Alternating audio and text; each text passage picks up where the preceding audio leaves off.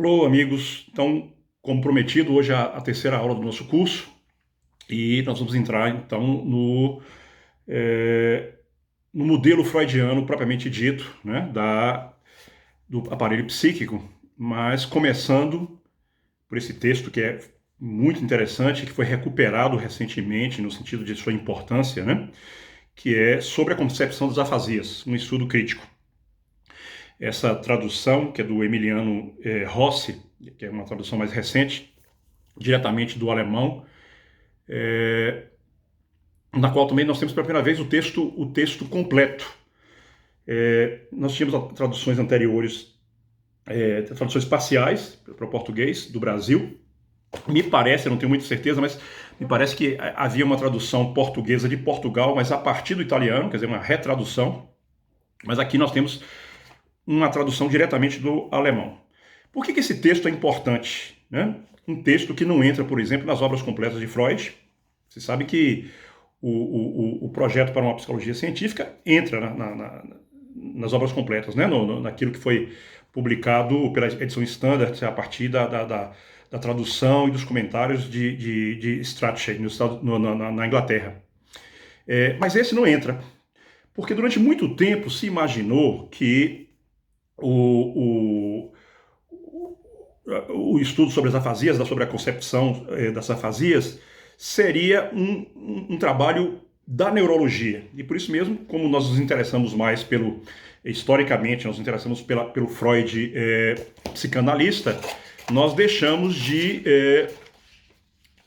trabalhar com a ideia do Freud neurologista como nos seus aspectos históricos que podem embasar também algo da psicanálise. E é o caso agora. Muito embora esses estudos sobre as afasias, eles tenham implicações, hoje a gente sabe, para o entendimento do nascimento da psicanálise propriamente dita, para o nosso estudo, eu vou me focar muito em alguns aspectos neurológicos, né? Ou seja, com aquela me atendo inicialmente à intenção de Freud, que era fazer um texto de neurologia. Ele sequer pensava em psicanálise ainda, porque ela estava em desenvolvimento, né? Isso foi em 1891, lembrando a vocês que, por exemplo, o outro texto que nós vamos trabalhar semana próxima, que é o projeto para uma psicologia científica, é de 1895.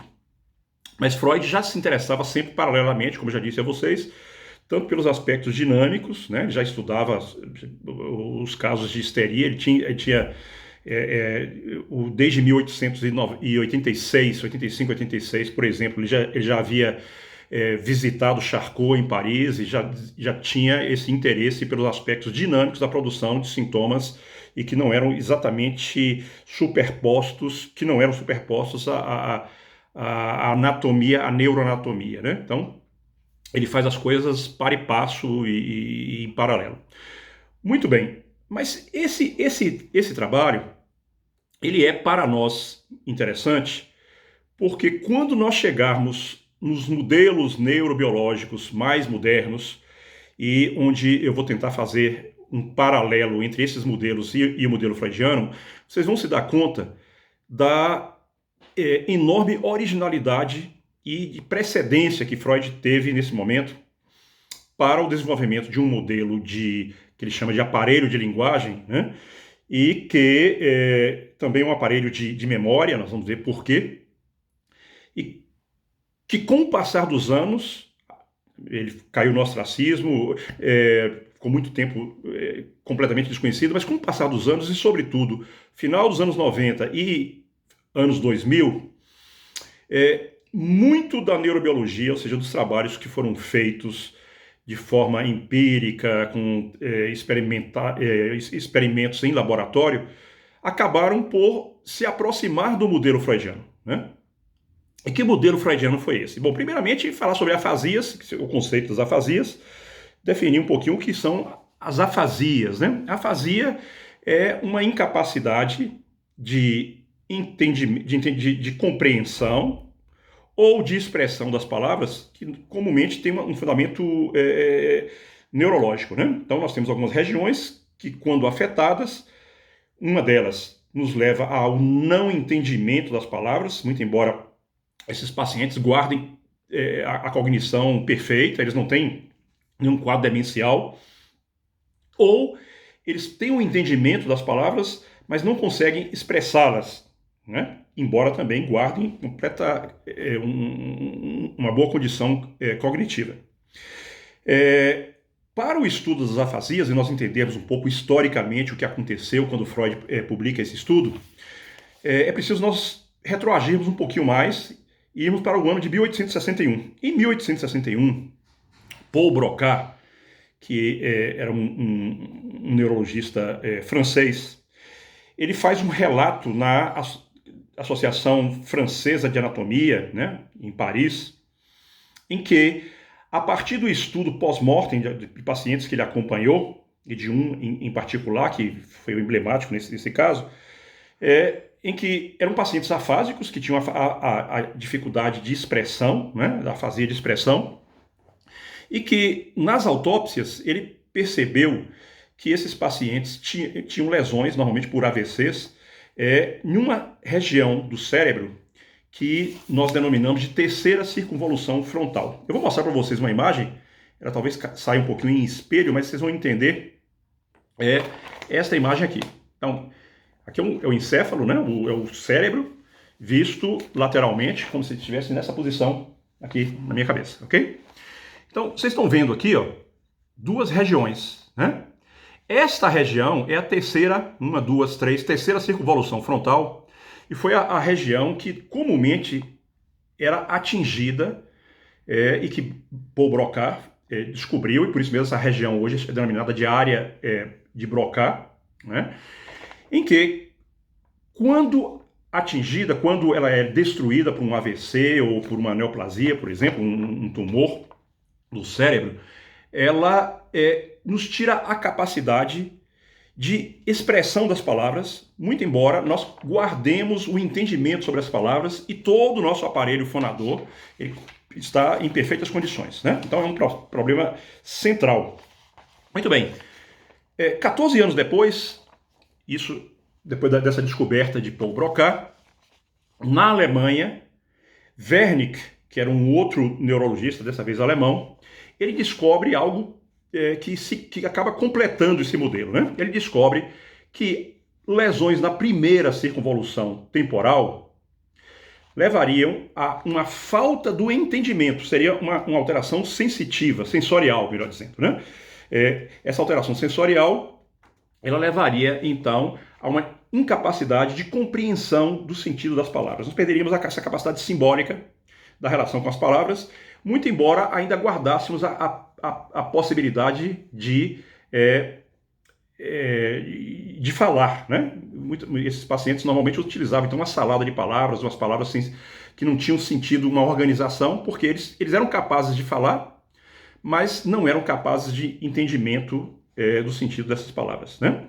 Muito bem. Então, a partir daí, se desenvolveu a ideia de que nós teríamos então uma afasia motora e uma afasia sensorial, né? A afasia de Broca e a afasia de Wernicke. E Wernicke, então, ele desenvolve toda uma teoria a partir daí sobre os diversos mecanismos de produção dessas afasias, né? Ele também é a mesma imagem, não sei se vocês vão ver bem aqui. Então, a região de Broca e a região de Wernicke. E existe uma conexão entre ambas, né? Então, normalmente, o que se imaginava, o que Broca que Wernicke imaginava, é que você poderia ter uma afasia motora, uma afasia sensorial ou uma afasia de condução, quando essas vias nervosas, né, que fariam a conexão entre ambos, fossem rompidas. Na verdade, no caso de Wernicke, ele imaginava que essa conexão era feita por dentro do córtex, né, a partir de uma região cortical que é interna, que é denominada de ínsula, né? Hoje a gente sabe que é o fascículo arqueado quem faz essa conexão. Mas o fato é que, quando existia essa falta de conexão, existiria então um terceiro tipo de afasia que ele denominou de afasia de condução, né? Muito bem.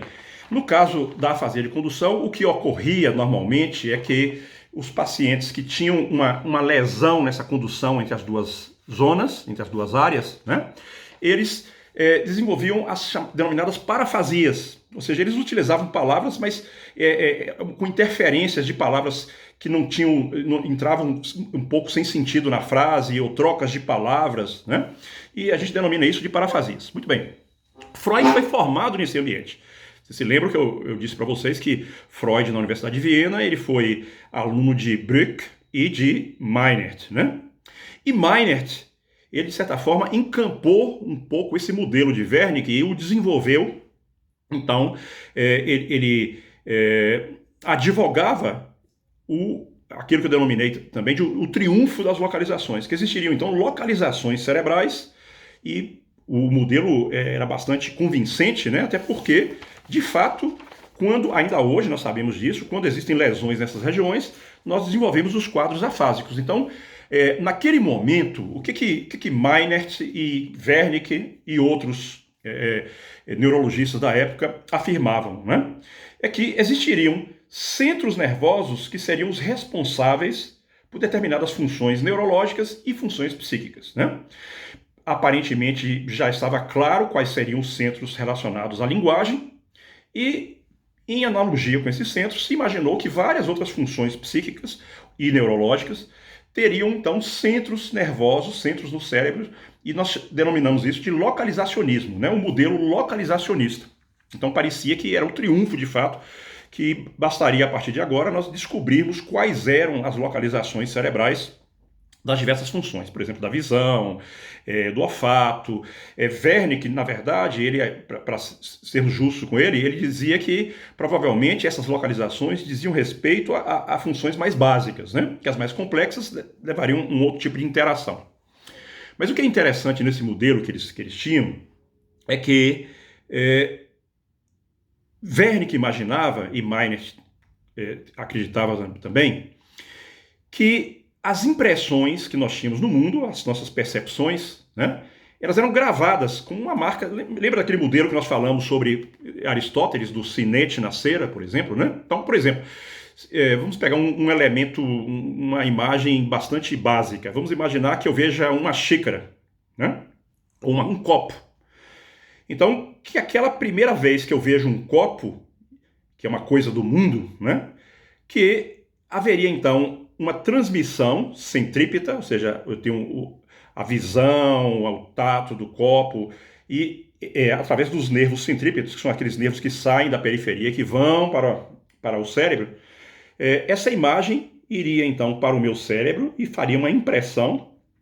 E, segundo Wernicke, nós teríamos tantos neurônios, ou seja, ele supunha que nós teríamos milhões de neurônios, hoje nós sabemos que nós temos bilhões de neurônios, né?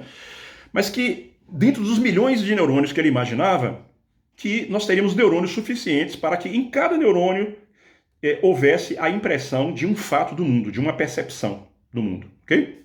Então, vocês imaginem a quantidade de neurônios que nós, de fato, precisaríamos ter para termos um registro, né, de cada uma dessas percepções que nós temos no mundo. Então, seria um localizacionismo e uma impressão, é o modelo da impressão. Então, normalmente, quando nós lidamos com a realidade, nós teríamos essas impressões na região da visão, mas também na região das palavras, né? Na região que controlaria, no caso, a área de Wernicke, controlaria o armazenamento dessas palavras com seus sentidos, ok? Então, ficaria ali a imagem de copo, que se referiria ao quê? A um copo que estaria no mundo concreto, né? Muito bem. O que Wernicke também acreditava, e Meinert também, é que cada uma dessas áreas especializadas, esses núcleos, né, essas zonas especializadas, como a de Wernicke e a de Broca, elas fariam todo o processamento, e que as associações, essas vias de associações, seriam vias passivas, ou seja, nenhum processamento é feito nessas vias, seria de transmissão apenas, né? Então, que o cérebro seria composto por áreas diversas, especializadas, com as suas associações à distância, como, por exemplo, entre a área de Wernicke e a área de Broca. Ok? Nós vamos devagar, porque eu sei que nem todo mundo é da área de medicina, né, no nosso curso. Aliás, poucos são, e algumas coisas que parecem evidentes, eu sei que a gente vai ter que discutir um pouquinho mais e tirar as dúvidas de vocês dentro da nossa reunião do sábado, que será mais ampla e por isso mesmo nós podemos ser menos sintéticos, mais analíticos naquela reunião do que na explicação que eu estou dando para vocês aqui hoje, que tem que ser bastante sintética também para não ser muito longa, né? Nós combinamos que as nossas aulas não vão ser muito longas para não haver um cansaço muito grande, até porque muitos desses conceitos são novos para alguns de vocês, ok? Muito bem. Esse triunfo, isso que eu chamei de triunfo do localizacionismo, ele dominou a neurologia durante muitos anos, né? Até recentemente. Na verdade, ainda hoje, muitos neurologistas e muitos neurocientistas ainda advogam uma espécie de um localizacionismo, muito embora a mais recente neurobiologia sabe que existem centros especializados, né? Por exemplo, a área de Wernicke e a área de Broca, que é verdade, né? Mas que é como se eles fossem aquele entrelaçamento, aquele ponto de interseção de vários processamentos, mas que o processamento se dá em todo o encéfalo. Essa é a descoberta que nós temos hoje, né? Na verdade, nós temos um processamento de informação com código, que não se falava em código naquela época, né? Mas hoje nós sabemos que tem um código neuronal e que existe uma série de associações. Por exemplo, quando eu me lembro de uma xícara ou de um copo, eu me lembro de uma série de outros eventos relacionados à xícara e o copo, né? Então essa palavra copo ou xícara, ela pode estar relacionada, por exemplo, com o movimento, né? O movimento da xícara, uma xícara que derramou, uma xícara que tem café ou que não tem café. Então há uma série de associações que são auditivas, mas que também são visuais, que são emocionais. Eu posso me lembrar de uma xícara de café que eu tomei com a primeira namorada. Então, há uma série de eventos em cada uma dessas lembranças. E na nominação, que exige um processamento de interação de áreas diversas do cérebro, de áreas corticais diversas, como, por exemplo, as áreas visuais, as áreas auditivas, as áreas sensitivas diversas, áreas motoras, né? Então, hoje praticamente um ponto pacífico de que existem áreas especializadas, mas que elas não são núcleos isolados que fazem todo o processamento, né? Muito bem, mas o que acontecia em 1891? O que aconteceu em 1891? Em 1891, os grandes nomes da neurologia germânica acreditavam que sim, que existiam esses núcleos, né? E que todo o processamento, na verdade, sequer um processamento, porque essa expressão não era utilizada, né? Mas a imagem dessas palavras estava contida em neurônios no interior da área de Wernicke, e a capacidade de falar também estava contida na área de Broca, e existiriam então essas associações, ok? Freud, contra tudo e contra todos, vai escrever um livro. Esse livro ele foi publicado em Leipzig e em Viena. No total foram 850 cópias, foram vendidas 200 e poucas, e todo o restante foi destruído, na verdade, né? Então, para vocês verem o sucesso que, entre aspas, que esse trabalho teve, né? Praticamente não houve nenhum comentário maior, nenhum impacto desse trabalho à época da publicação. Talvez até para o bem de Freud, porque vocês podem imaginar que esses professores, os professores alemães quer dizer, germânicos, né? No caso, na Universidade de Viena, na Áustria, eles eram semideuses, né? Então era muito difícil para um subordinado ou um médico em início de carreira se contrapor, por exemplo, ao grande Theodor Meinert, né? Que era um grande nome em Viena e um nome importantíssimo no mundo germânico e no mundo como um todo, né? Freud, na verdade, ele já questionava isso, baseado também em alguns outros cientistas da época, mas que tinham tradição não germânica, né? Era o Jackson na Inglaterra e Charcot na França. Nós falamos um pouco sobre isso, né? E Jackson é muito importante nesse modelo, porque Jackson tinha uma teoria que, inclusive, foi utilizada por diversos outros cientistas da época, e que davam crédito a Jackson nesse sentido, que ele imaginava que o sistema nervoso ele funcionava por estratos de complexidade, e que quando algum tipo de lesão naquilo que seria, do ponto de vista evolutivo, mais recente ocorresse, né?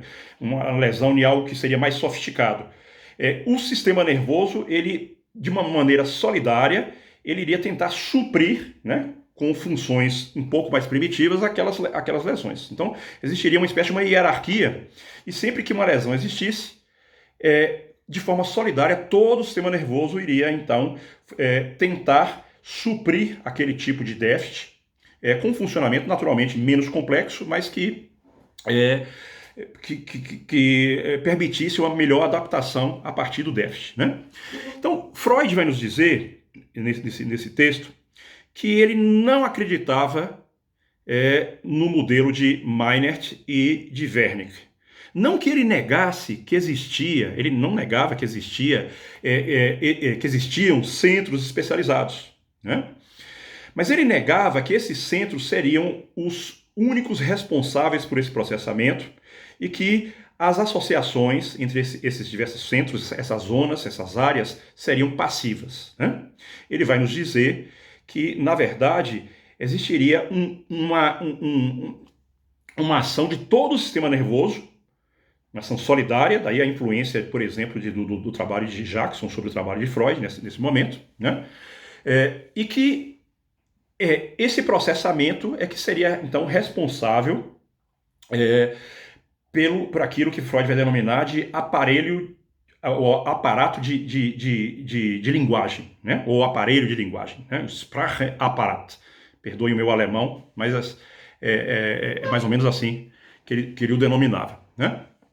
E ele vai nos dizer também que, na verdade, não existe isso, que hoje nós poderíamos chamar de uma denotação, no sentido de que a palavra ela não se remete a coisa. Que não existem, nós não temos acesso, na verdade, a coisas, nós temos acesso a uma série de percepções do mundo que estimulam os nossos receptores periféricos, né? E que levam para o cérebro, e que no cérebro, então, essas imagens são formadas, as imagens que vão formar, então, esse aparelho de linguagem, no sentido que Freud vai nos dizer.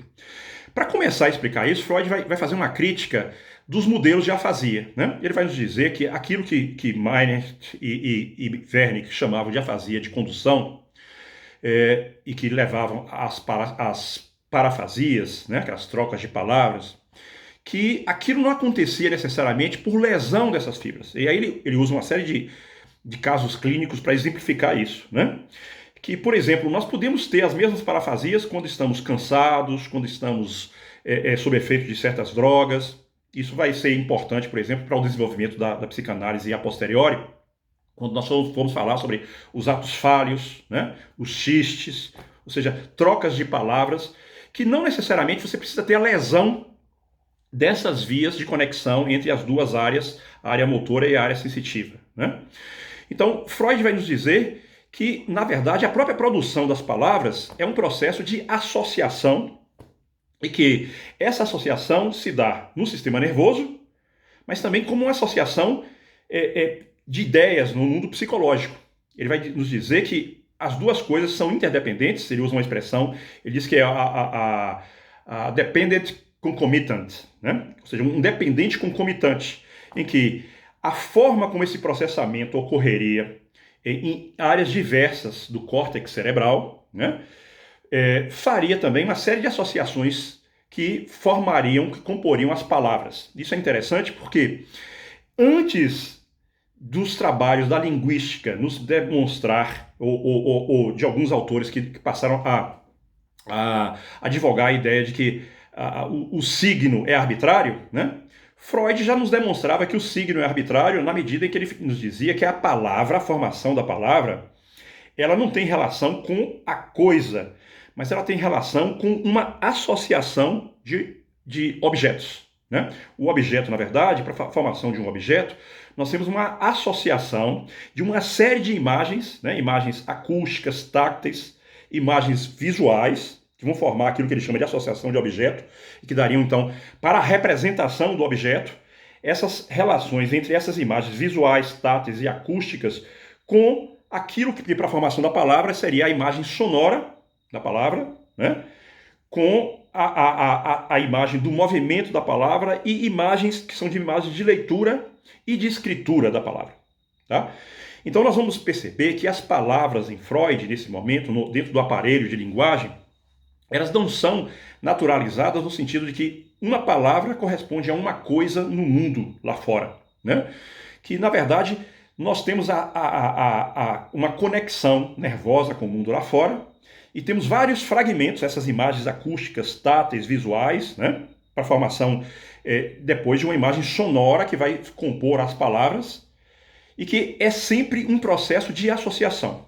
Então, a associação dessas, vamos chamar assim, dessas ideias, dessas imagens, que ele chama imagens acústicas e sonoras, né? Ou melhor dizendo, melhores imagens acústicas e visuais, que vão compor, então, um conglomerado que nós vamos denominar de palavras, e que essas palavras não correspondem a coisas lá fora no mundo, elas correspondem à forma como nós, a partir das palavras, organizamos esse mundo.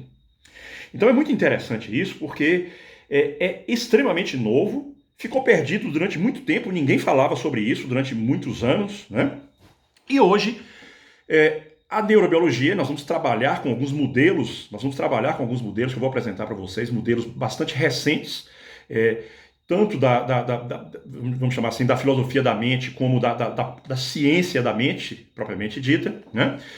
Que vão se aproximar desse modelo freudiano. Quando nós falarmos, por exemplo, sobre o túnel do ego, do Metzingen, que é uma das aulas que nós vamos ter, nós vamos ver como nós podemos fazer quase que um casamento a partir de conceitos diferentes, mas um casamento de um modelo de 1891 para um modelo dos anos 2010, né? Em que Freud se antecipa, muito embora muitos desses autores hoje sequer conheçam a obra freudiana no que diz respeito a essa semelhança de modelos. Então, na verdade, independente da obra freudiana, esse modelo foi sendo estruturado ao longo do tempo e nós chegamos, então, à moderna neurobiologia com algumas coisas muito, muito parecidas, né? Uma outra coisa interessante é que eu dizia para vocês que de Freud até hoje, até a neurobiologia moderna, no que diz respeito aos aspectos anatômicos e neuronais, eu não estou falando da psicanálise, que naturalmente a psicanálise é toda ela linguagem, mas que faltava a Freud no seu modelo, e falta a neurobiologia moderna, o salto entre o analógico, que é a representação, né, nervosa, dentro do nosso cérebro, aquelas intensidades neuronais, intensidades de ação em certas vias neuronais, e também a topografia em que ela é distribuída para formar os engramas de memória. Tudo isso nos modelos de Freud, como por exemplo da próxima semana que nós vamos trabalhar, que é o modelo do projeto para uma psicologia científica, né? Como também nos modelos mais recentes, inclusive de modelos de doença mental, por exemplo, baseado nas neurociências, falta linguagem. Nós temos muito sistema analógico e pouco sistema digital, ou seja, falta processamento de um código para nós entendermos como a coisa funciona. Porém, nesse primeiro livro de Freud, em 1891, embora ele não podia estar atento para isso, da existência de um código, mas ele fala em associação. E quando a gente fala em associação, essa associação desses diversos elementos que vão compor as palavras, né, nós estamos falando de alguma forma em código. Existe um sistema lógico para que essas associações sejam feitas, né? Freud trabalhava com a ideia de diversos pensadores do seu tempo, né? Sobretudo com ideias de John Stuart Mill, e também Freud foi influenciado por Brentano, que ele seguiu o seminário de Brentano na Universidade de Viena. Então, eram nomes que trabalhavam com a ideia de associação, né? Então, Freud passa a utilizar esse modelo dentro da neurologia para dizer que a formação de palavras e depois, então, a relação das palavras entre si, elas precisavam, naturalmente, de um código, né? Embora ele não usasse essa expressão, ele não usa a expressão de código, mas ele fala em associação. Então, mesmo sem utilizar a palavra código, ele começa a perceber que se tratava não de simplesmente uma marca, um sinete na cera, uma representação que seria idêntica a algo do mundo externo, como queria Meinert e Wernicke, né? E ele vai demonstrar que não, que é necessário que hajam sempre associações, e que essas associações, na verdade, elas são contínuas, e que toda percepção que nós temos, ela nunca é a mesma, ela nunca é repetida da mesma forma, e ela nunca é a imagem perfeita de algo que está no mundo concreto. Ela é sempre, digamos assim, poluída, né, por algum tipo de criação, porque as associações nunca são as mesmas. Existe sempre interferência de elementos os mais diversos em cada uma dessas associações para a formação das palavras e da relação das palavras entre si, né, para fazer então um contínuo de informações que façam sentido e que criem uma informação simbólica, que nós possamos então fazer uma representação do mundo a partir da linguagem.